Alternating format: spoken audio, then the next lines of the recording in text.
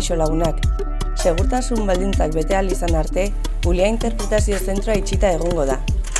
Bertan, uliari buruzko informazioa aurki dezakegu. Historia, landaredia, fauna, ibilbideak.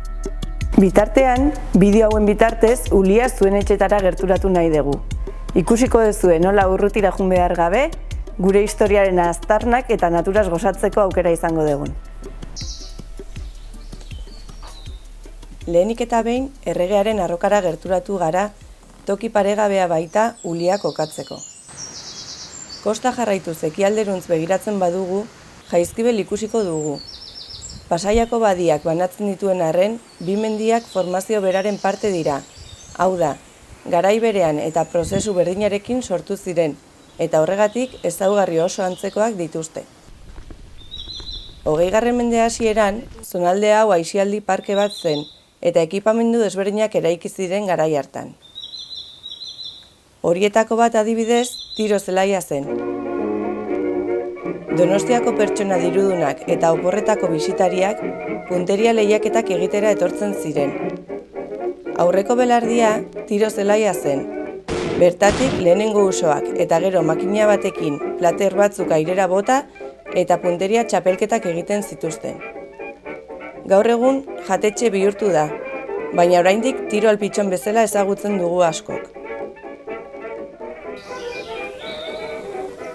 Hau ez zen inguru honetan eraiki zen ekipamendu bakarra. Nahiz eta bere itxuragatik errota bezala ezagutu den, 20. mende hasieran Chalet de las Peñas izeneko kafetegi bat zegoen bertan. Egurrezko egitura bat zuen inguruan terraza bezala funtzionatzen zuena, eta bertatik itsasaldera ikuspegiaz disfrutatzeko aukera zegoen. Gainera, terraza hau pasarela baten bidez, arranoaren arrokarekin loturik zegoen, arrokaren gainean zegoen miradorera igotzeko aukera eskainiz. Baina hau guztia baino lehenago, arkaitzak talaia bezala erabiltzen ziren. Ez bistez gozatzeko, baleak behatzeko talaia bezala baizik. Talaiariak bertatik balea ikusten zuenean, sua piztuz portuko ehiztariak abisatu eta txalupetan irteten ziren balea izatzera. Plana amaitzeko, hemen badago haurrentzako parkea eta bazkaltzera etortzeko mahaiak ere bai. Beraz, ez dago aitzakiarik paseo bat ematen onera gaitz gerturatzeko.